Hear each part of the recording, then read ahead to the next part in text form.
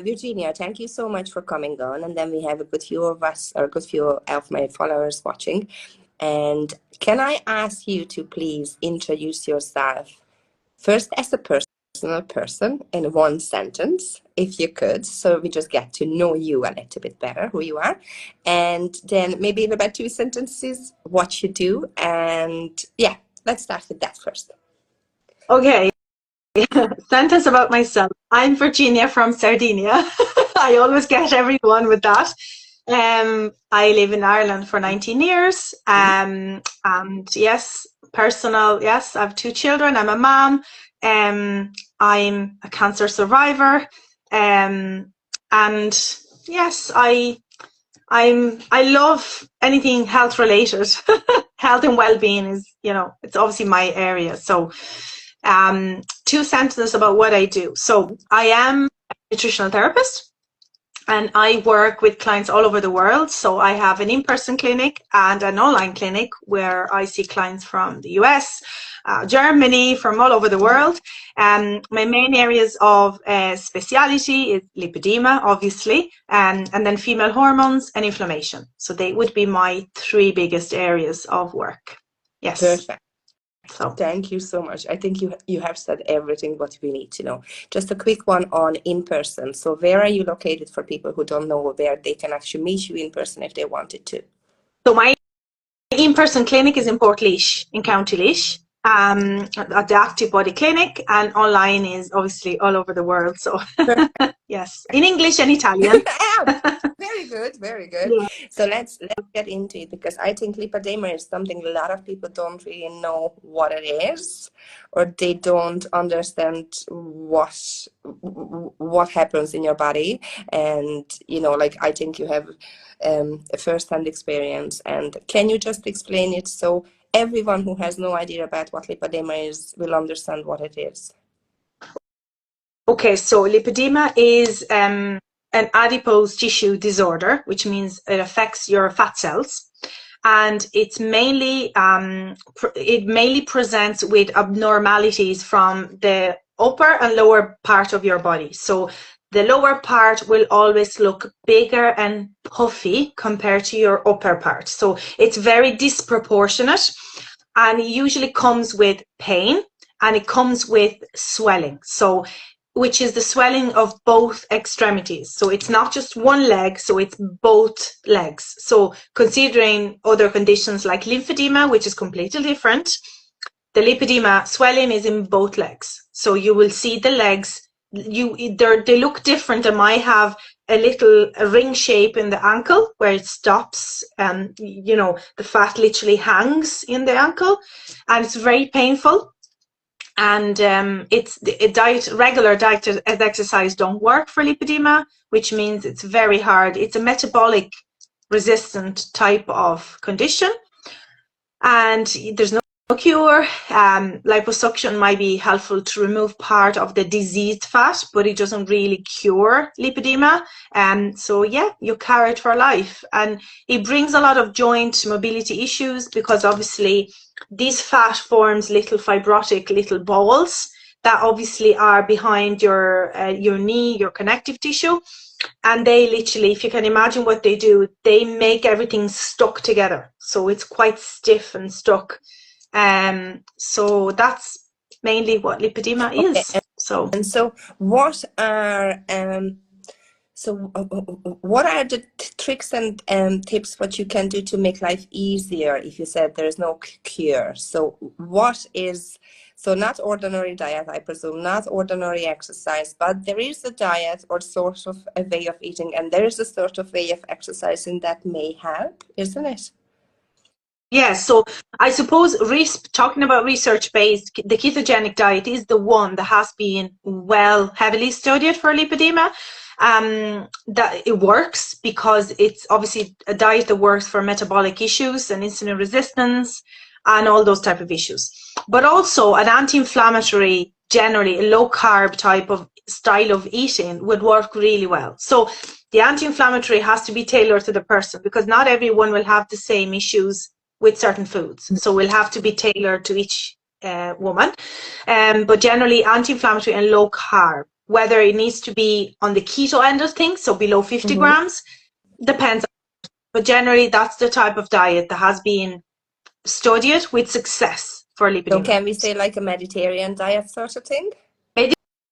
Mediterranean, so obviously fish, but again, not too many plants, because Not too many plants. the lipedema body, because the lipedema, not too many type of fiber, because the actual digestive system doesn't really function as well as it should be. So sometimes we just don't process, because obviously I'm a patient as well, so we don't process a lot of, like, for example, pusses or being very well. We just are very sensitive with food. We have a lot of food sensitivities. So we'll see that, for instance, with alcohol, we swell instantly. So any woman that has lipedema drinks alcohol, she will be paying that the next day, because you'll have some women will experience pain straight away. Any type of, it doesn't matter, wine or beer, alcohol is actually really bad pain-wise and sweat. So it will cause swelling and inflammation. So anything that inflames us will obviously bring pain and swelling. And that could take a long time to go down. Like, could take a full week to go down. And in terms of, it's just my own curiosity. How about dairy or certain dairy? Yeah, dairy, the cow's milk dairy tends to be problematic. And but the non-cows, sheeps are good. Yeah, sheeps, buffalo, and goats are much better tolerated than cow's milk. But cow's milk, aside from Parmesan, depending on the process, like raw cheese seems to be a little bit better, because there is all the enzymes obviously in the cheese to digest all the proteins, like the casein and all of that. But generally, cow's milk dairy tends to bring inflammation if it's eaten in like I would say normal diet, like if you have yogurt and then cheese and like a normal dairy diet. So you would have to limit, or if the inflammation is really bad, cow's milk can be really put in fire, I suppose, into so what other, let's say, low carb ingredients or Mediterranean diet ingredients that you would say, yes, even if it's a Mediterranean or it's an anti-inflammatory food, maybe leave it out because that just doesn't work with lipedema? Is there anything else as apart from certain fibers and dairy? All the lovely antioxidants that we have in the Mediterranean diet, so like pomegranate, blackberries, we have a lot of really good antioxidants rich foods from fruit and veg. I'm saying, when I said plants, I mean those type of plants, like the pulses and the lentils seems to be the one that are very hard to process for our digestive system. So they need to be really well cooked or soaked or just eaten in smaller amounts. Generally, we just don't tolerate them very well. So what I would do, for example, because obviously I design all the plants, I'll space them out. So if I have, because obviously I've done keto, and honestly, I've got great results with keto. I found it really helpful. I did fasting, but I didn't find, for me, it was like, obviously coming from Italy, where it's all about the carbs and the pasta, it just didn't suit me long term. So I definitely have to do periods where I go very low carb, and then allow myself, like, I cycle them. But it's really hard because it's very difficult to lose weight with lipedema. Any type of weight, it's very difficult. So you're going to have to lower at times and go back up, and depending on the inflammation that you have at the time. Because if you have an illness, never mind. If you have an illness, all the inflammation in your body is going to be elevated. So, or if you're going through stress, that's huge, because the whole body will literally fire. Have like a give out moment. And so it depends on the situation. Like, you would have periods where it doesn't really flare up, and then you're okay to have certain foods, and you're able to do some exercise, like normal, like obviously running, not ideal, anything that provokes that inflammation. Obviously there is an element of inflammation with exercise, because obviously to build muscle you need an element of inflammation to build it. But with lipedema, if you extend that inflammation, you're going to bring more inflammation to the tissue, and then it could take you like a whole week to recover, and then you won't be able to do anything else. I've seen I'm so, for a long time, I'm thinking to buy this toy because I love your toy. It's the, you do a lot of rebounding, don't you? I used to, but obviously, yeah, I mean, I recommend, like, if you have problem with joints, I probably wouldn't go mad on it. Oh, But I mean, I used to use it more than now, but the vibration plate is what I used a lot yeah. because you really to move. Obviously, that's what it does. It shakes tissues, so it moves them and it brings all the fluid out from the extracellular, so all the fluids out for the lymphatic system to clear it. So that's what the vibration plate. I love the vibration plate, but some people, like, it's really tricky because some people don't tolerate it well. They get itchy because they get all the histamine, because anytime you move fluids, there is histamine that is going to be moved as well. Mhm. So you get itchy and kind of uncomfortable. So obviously you have to start very slow. Start with the setting 2, setting 3, and don't shake and vibe too high. But yeah, vibration plate for fluid balance, it's one of my go-to every day. I use it every day, sometimes twice a day. And then the rebounder is great for the lymphatic system, yes, because obviously we don't have a pump. The lymphatic system doesn't have a pump. So the rebounding helps you to bring back up those stagnant fluids that end up at the bottom of your body, literally the ankles, the feet, and that's how the rebounding helps. So it gives you that pump from the bottom to the top. So it is good, but not suitable for everybody. Like if you have knee problems or hip issues, yeah, you have to really talk to a physio or an MLD therapist just to assess if you actually can use it. At the time, for me, it was great. I didn't have any issues, but obviously, if you have change in hormones or if you have a little bit more inflammation, you just have to be careful, because then you won't be able to do anything. If you get hip pain, you won't be able to do anything more. So exercise type is really a lot of fascia work. So foam rollers, the little ball like under the feet, there's a lot of work on the tissue for the exercise part. And then the exercise has to be done by somebody that understands lipedema. So you can't just have So you basically, you do the exercise for drainage. So the exercise has to serve the drainage of the lymphatic system. That's why you do the exercise with lipedema.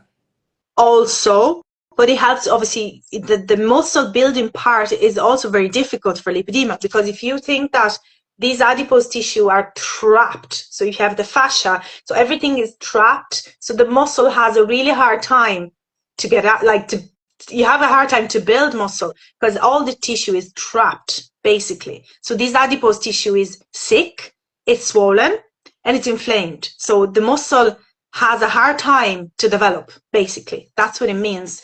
Well, you do exercise to build muscle as well, and obviously for your health, because obviously for cardiometabolic health, you do it for other reasons, but you're doing it, the movement is so important, yes, for lymph flow and to remove toxins or just stagnant fluid.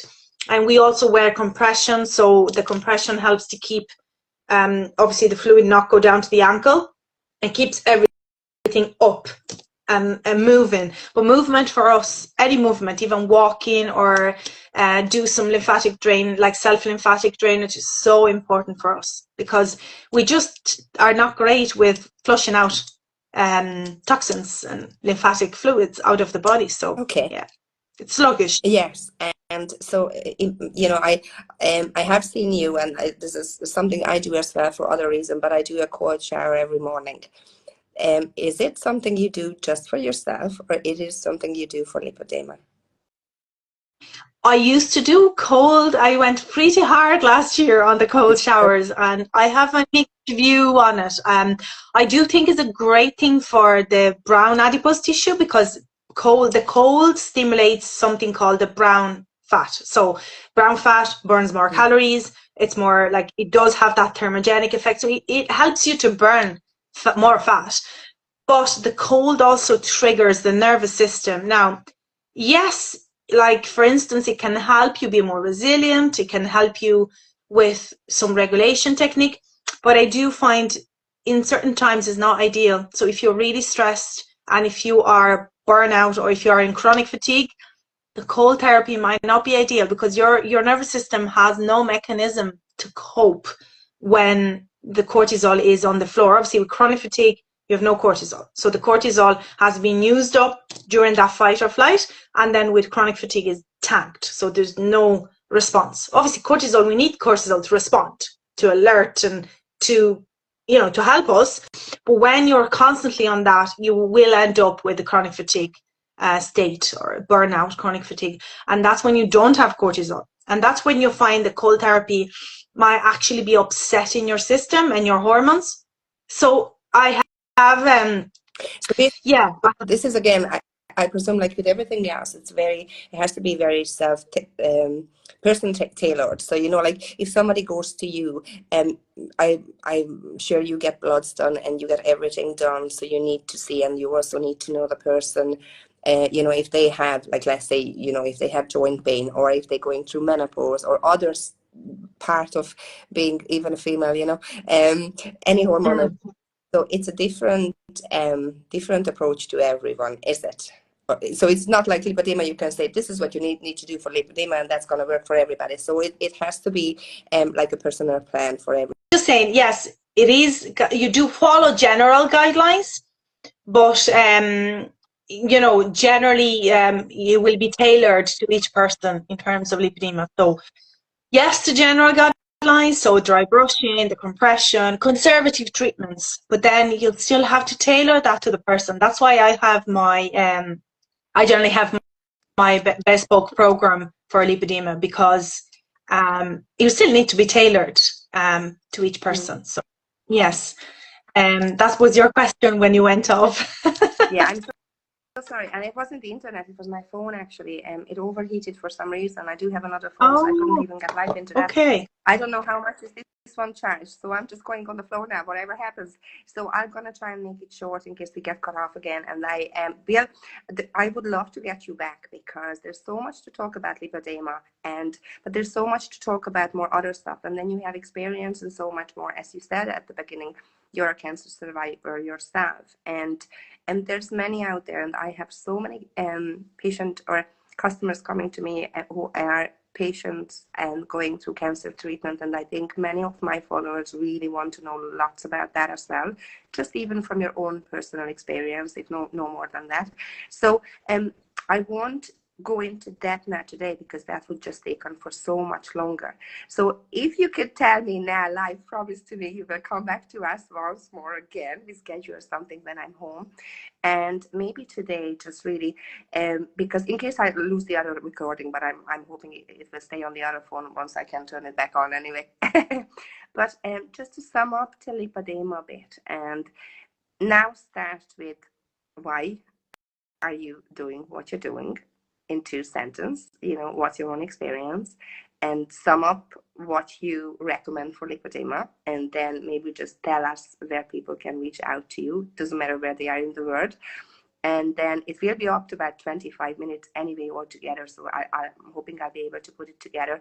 But I'd love to get you back on you know, cancer care and all that, because it's another really long topic. We could talk about it forever, so I'll shut up and you talk. Yes, I definitely would love to come back and talk more about the cancer. So obviously I support, I don't give obviously any medical advice, but I support anyone going, well, mainly I do a lot of breast cancer, hormone related cancer for women. So I do breast and uterine, ovarian. I do a lot of that type of cancer. So I do support women going through it and also after. So obviously, if they're going through hormone treatments, obviously we'll make sure that they have all the nutrients they need and all the support they need to metabolize all the drugs that they will be on. So I do a lot of work on that. Well, in 2 sentences, why I do what I do, it's obviously through my patient story, because I'm a patient, and I also I have a more drive to help other women as well. Very passionate, and I'm very compassionate as well. So I do listen, you know, and I just don't like to give just any advice. I like to give a reasoning. I like to explain what I'm doing, and I feel that every person should actually, I like to empower or my client or the person working with me to discover their own health rather than just me giving them structure advice. I want them to be more curious about their health and be more curious about how the body works. So I definitely spend a lot of time on explaining things and doing all the steps towards what we are trying to achieve, basically. So yeah, that's me. And so tell me, were you born with lipedema? Lipedema generally manifests in, sorry, we should have mentioned, generally manifests in puberty in times of hormonal changes. So puberty, pregnancy and menopause are the triggering times where, because obviously that's the time where estrogen peaks. With me was puberty. It started with puberty. I didn't have anything when I was younger. I didn't really see anything, but puberty for me and pregnancies. So they were the two. I still haven't reached the menopause stage, but very close to peri. But that's when for me it really, really took off. In I think more pregnancies than my puberty. Pregnancies. That's obviously a bigger hormonal change in the body than puberty, to be honest. Yeah, and then I can see perimenopause, and the jaws of that is probably another big change, hormonal change in the body. Perimenopause, yes. It is a big change because you have the drop and you have the highs and the lows. You have the drop in estrogen then. So pregnancies is mainly because there is kind of an inflammatory state going on in the body as well. There's obviously high estrogen levels, but there is kind of an inflammatory thing going on to protect the fetus. And so that combined with the estrogen and the high hormones, it's a great cocktail for lipedema, worsening of lipedema, or maybe have more symptoms of lipedema. Yeah. So. Okay. So yeah. So if I could just get you to sum it up now, like if you could tell us everything what you said in the past 25 minutes in one sentence in case somebody missed the beginning of it, or maybe two sentences, regarding exercise and diet, and like probably the way I understood it is, like with almost everything else, is to reduce the inflammation in the body. When you get to a point where you can reduce the inflammation in the body, you did the most what you could do for lipedema, and may it be a diet change, may it be exercise, but what would be, so like maybe just say what not to do, like maybe don't drink because that's a big trigger, and what the other bits, what you could sum up now. So just first, if somebody is listening and they think they might have lipedema, first of all, I would definitely talk to their GP, because it's really important to get a diagnosis, because the more diagnosis we get, especially in Ireland, the more numbers are rising and the more awareness and the more treatments, and that obviously down the line in the future. So I really encourage to talk to their GP. There's a great support group in Ireland as well called Lipedema Support Network, where there's all women with lipedema, but there's also great support to help getting a diagnosis. So there's a lovely community of lipedema in Ireland. So I definitely would say you're not lost. Don't feel you're lost if you feel you have lipedema.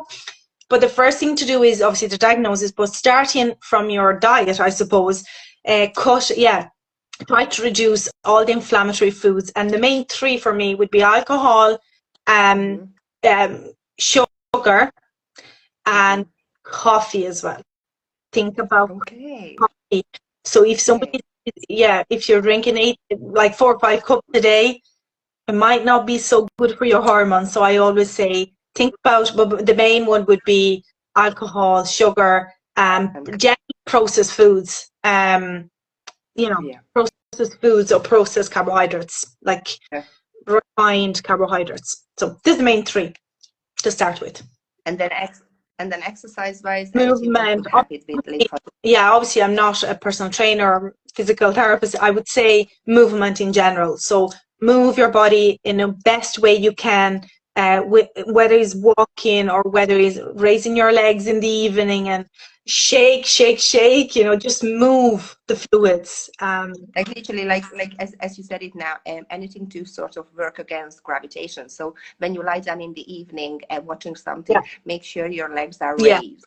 So you don't, so you're working against gravitation and trying to get all the fluid up in the body as opposed to letting it go down to your knees and ankles. Yeah. That's it, because that's what most women would struggle with. It will be fluid retention, and so that's it. Yeah. Okay. So I won't hold you up any longer, but I definitely have to get another date with you, and I'm so curious about everything else that we can talk about, because, as you said, you're a big expert, even just with your own experience. Really quickly tell everybody where they can reach you and where they can find you, and obviously I'm going to put your socials below here, and then I'm sure from your socials they can find everything else. But whoever is watching now, where they can find me on Instagram, Virginia's Health Corner, or my website, virginiashealthcorner.ie, and they can find me on DMs or on social media. I'm very active on social media, so they can. You are. They can talk to me on social media. I love that because you share so much, and then I love how you share your experience. Like I think I have only met you once in person in Portlaoise, but I feel like I know so much about you, and I might be a little bit out of date with what you do currently. But like as I said, I loved your cold showers. It's like, oh my gosh, it's 4 minutes in the cold shower. It's like, wow. I know. Yeah. So you are really good on social media, and you really put loads of information out there. So if nothing else, anyone who thinks or have a family member, because I think it's another really great way to get information. If we have somebody in the family and we don't understand what they do, and they find it difficult to even talk about it sometimes, because we're like, oh, come on, it's bad enough to have it, I don't want to talk about it.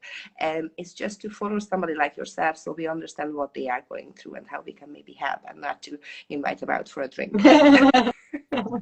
That's great. Perfect. Thank you so much for having me, and we'll definitely do another one soon. I really appreciate it. Thank you so much for coming, and I'm hoping I'll be able to see the other bit, but if not, we will do another one where we sum up all this. But I think we got to the end of it, and we summed it up beautifully. So even if we missed the beginning of it, we still got to share a lot of information. Thank you so much for your time, and I shall see you. Thank you. Have a nice holiday. Bye. Thank you. Bye.